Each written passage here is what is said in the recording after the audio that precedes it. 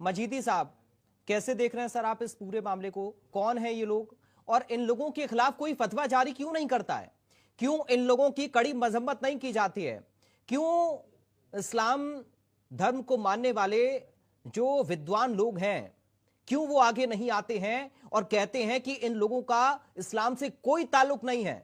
क्यों वो लोग आगे आकर नहीं कहते हैं कि इन लोगों को कड़ी सजा दी जानी चाहिए? क्यों बेटियां सुरक्षित नहीं है? मजीदी साहब, बहुत बहुत धन्यवाद पराग जी, आपने इस आवश्यक चर्चा का अंग हमको समझा इसके लिए आपका बहुत बहुत धन्यवाद। और साथ ही हमारे जो भी साथी को पैनलिस्ट हैं, मैं जी सभी का अभिवादन करता हूं और उम्मीद करता हूं कि सभी लोग हमारी बात को तल्लीनता के साथ सुनेंगे। जी।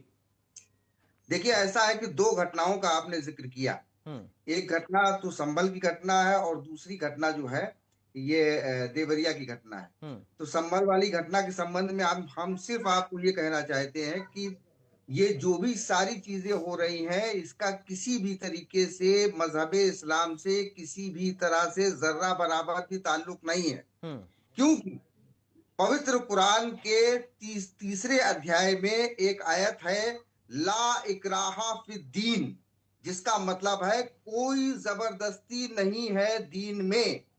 तो कोई मास्टर साहब, कोई अध्यापक साहब, कोई शिक्षक महोदय जो किसी भी प्रकार से, जब विद्यालय सरकार द्वारा संचालित है, जो सरकारी स्कूल है जिसमें शिक्षा विभाग के नियम चलते हैं, वहां पर किसी भी तरीके की मजहबी तालीम, किसी खास मजहब की तालीम देना और उस तालीम के लिए किसी दूसरे मजहब के बच्चों को विवश करना, ये न सिर्फ कानूनन अपराध है, नैतिक अपराध है, बल्कि इस्लाम की तालीम के खिलाफ है।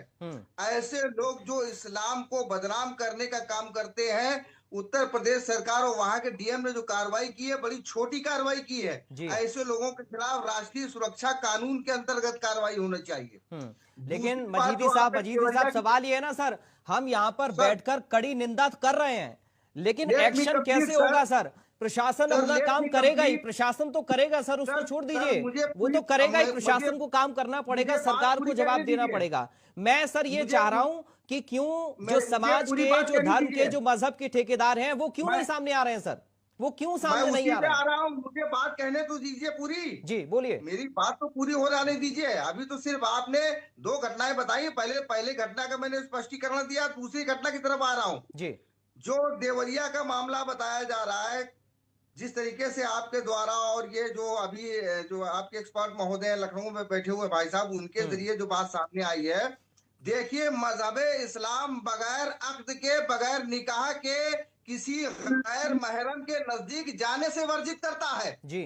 तो उसके बाद भी जो ये काम कर रहा है, ये तो टोटल गैर कानूनी, ये तो जिना बिल जब्र है। महाराज जी आ रहा हूं। और ऐसे लोगों को तो पत्थर मार मार करके मार देना चाहिए। मजहब इस्लाम में ऐसे लोगों की यही सजा है कि ऐसे लोगों को पत्थर मार मार करके मार डाला जाए। इसमें हाँ। कोई डिबेट करने की आवश्यकता ही नहीं। हाँ। ऐसे लोगों के खिलाफ तो ऐसी कार्रवाई करनी चाहिए हम्म। जिससे जमाना देखे। हम तो हम्म। कह रहे हैं भाई, हम तो नियम और कानून से बंधे हुए हैं, हम तो हम्म। जाकर के सजा दे नहीं देंगे। और हम्म। हम अपने चैनल के माध्यम से अपील करते हैं, बल्कि आप किसी भी धर्म गुरु से आप ये पूछेंगे जाकर के कि बिना शादी के किसी के साथ संबंध स्थापित करना या उसको देखना भी मजहब इस्लाम इसमें क्या कहता है। जब हमारे यहाँ स्पष्ट ये मामला है कि बगैर किसी मतलब जो है जायज संबंध के ठीक है। उसकी तरफ देखना भी गुनाह है, हाँ। तो ऐसी जो हरकतें हो रही है उसको कैसे जस्टिफाइड किया जा सकता है? ठीक है ऐसे महाराज लोगों जी, को तो ठीक है। मृत्युदंड दिया जाए। अजीति जी से एक मेरा सवाल छोटा सा है, क्योंकि जब कोई भी मुस्लिम बच्ची एक इंस्टाग्राम पर रील अपलोड कर दे या उसके पहनने ओढ़ने को लेकर कोई सवाल हो जाए,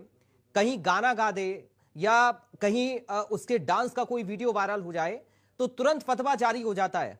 तुरंत ये कहा जाता है कि इस्लाम में इसकी कोई जगह नहीं है और इसके लिए हम फतवा जारी कर रहे हैं। लेकिन जब कोई व्यक्ति जबरन टोपी पहना रहा है किसी हिंदू बच्चे को, धर्म का मजाक बनाकर रख दे रहा है, किसी बच्ची को झूठ बोलकर अपने प्रेम जाल में फंसा रहा है, उसका शारीरिक शोषण कर रहा है, उसकी बदनामी करने की कोशिश कर रहा है, उसका धर्म परिवर्तन कराना चाहता है, तो ऐसे लोगों के लिए सबके मुंह पर टेप क्यों लग जाता? मजीदी साहब, क्यों चुप्पी साध कर बैठ जाते हैं ऐसे लोग जो फतवा जारी करने वाले होते हैं, जो मौलाना होते हैं, जो खुलकर ऐसे मुद्दों पर अपनी बात रखना चाहते हैं? जब किसी बेटी को लेकर फतवा जारी होता है तो क्यों ऐसे असामाजिक तत्वों को लेकर वो सामने नहीं आते? क्यों इनकी कड़ी मजम्मत नहीं करते? क्यों इनकी निंदा करने नहीं आते हैं? मजीदी साहब।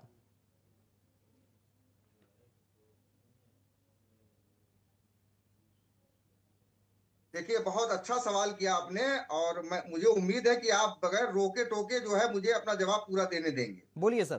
देखिए, ऐसा है, आपने हमें यहाँ पे आमंत्रित किया है और ये कहा है कि मैं सूफी एसोसिएशन का राष्ट्रीय अध्यक्ष हूँ, तो आप सूफी एसोसिएशन का इतिहास भी जान लें। सूफी एसोसिएशन ने हमेशा ऐसे कृत्य जो समाज में वैमनस्य पैदा करते हों, उन सारे कृत्यों के खिलाफ मुखर होकर के आवाज उठाई है और हमारा संगठन भारत के 25 राज्यों में कार्य कर रहा है और हम लगातार समाज को अवेयर करने का काम भी कर रहे हैं।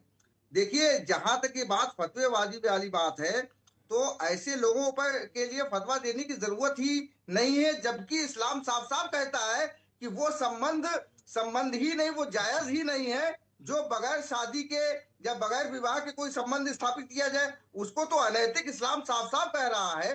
साफ साफ इस बात को कहा जा रहा है और अभी तक जहां पर ये बात आ रही कि फंडिंग आ रही है, ये तो सोचने और गंभीर प्रश्न है कि हमारी सरकारी एजेंसियों पर ये जो है मतलब जो है ये बहुत बड़ा प्रश्न चिन्ह लग रहा है। हमारी सरकार पर, देश की जो राष्ट्रवादी सरकार है, इस राष्ट्रवादी सरकार पर प्रश्न चिन्ह लग रहा है कि कैसे फंडिंग ले आई जा रही है, कैसे फंडिंग आ रही है। अरे ये जो देश के दुश्मन है, जो इंसानियत के दुश्मन है, कोई भी हो, XYZ हो, इन सारे लोगों का स्थान एक ही होना चाहिए, या तो जेल खाना होना चाहिए और या ऐसे जो कुकर्मी लोग जो जिना बिल जब्र करते हैं, जो बच्चियों के साथ जिना बिल जब्र करते हैं, बच्चियों का हरेसमेंट करते हैं, बच्चियों का शोषण करते हैं, ऐसे लोगों को तो गोली मार देनी चाहिए।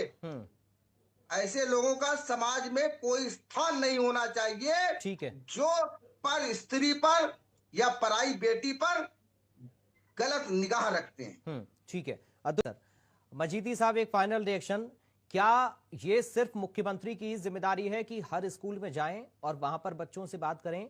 इसमें जो विभाग के जिम्मेदार लोग हैं उनका क्या रोल होना चाहिए? मजीदी साहब। देखिए, जहां तक ये प्रश्न है कि उत्तर प्रदेश एक बहुत बड़ा प्रदेश है, 24 करोड़ की आबादी वाला प्रदेश है, तो उसमें लाखों की तादाद में स्कूल होंगे और एक मुख्यमंत्री एक एक स्कूल में जाकर के मुआयना नहीं कर सकता है। इसमें शिक्षा विभाग के अधिकारियों को जहां पर ये बात समझ में की जो बात घटना निकल करके सामने आई है, जिस तरीके के KL साहब जो एक्सपर्ट आपके हैं, उन्होंने सारी बातों को बताया है कि दीवारों में ये लिखा था, वो लिखा था, तो ये एक दिन में नहीं तैयार हो गया। माफ कीजिएगा, इसमें जो स्थानीय जो कर्मचारी शिक्षा विभाग के हैं, तो क्या वो, देखिए, शिक्षा विभाग में प्रिंसिपल होता है, प्रिंसिपल के ऊपर विद्यालय निरीक्षक होते हैं, AD बेसिक होते हैं और जो है जिला बेसिक शिक्षा अधिकारी होते हैं, तमाम अधिकारी होते हैं। तो क्या ये सब सो रहे थे क्या? इसका मतलब ये लोग कोई मुआयना करने ही नहीं जाते थे? तो ये सारी चीजें, और दूसरी बात है कि जो लोग इस तरीके का कृत्य कर रहे हैं, वो टोटल, मैं पूरी जिम्मेदारी के साथ कह रहा हूं, ये गैर इस्लामी काम है और मैं आपके चैनल के माध्यम से मजहब इस्लाम के तमाम पुरोधा जितने भी धर्म गुरु हैं, मैं उनसे अपील करता हूं कि ऐसे लोगों को ये बतावें कि सरकारी चीजों में जो कि सब लोगों के लिए होती है, हमारे देश का संविधान सब लोगों को बराबरी का अधिकार देता है। तो किसी भी सरकारी स्कूल में अगर आप टीचर हो गए तो इसका मतलब ये नहीं है कि दूसरे मजहब के, दूसरे धर्म के बच्चों को जो है, ठीक है सर, बहुत संक्षेप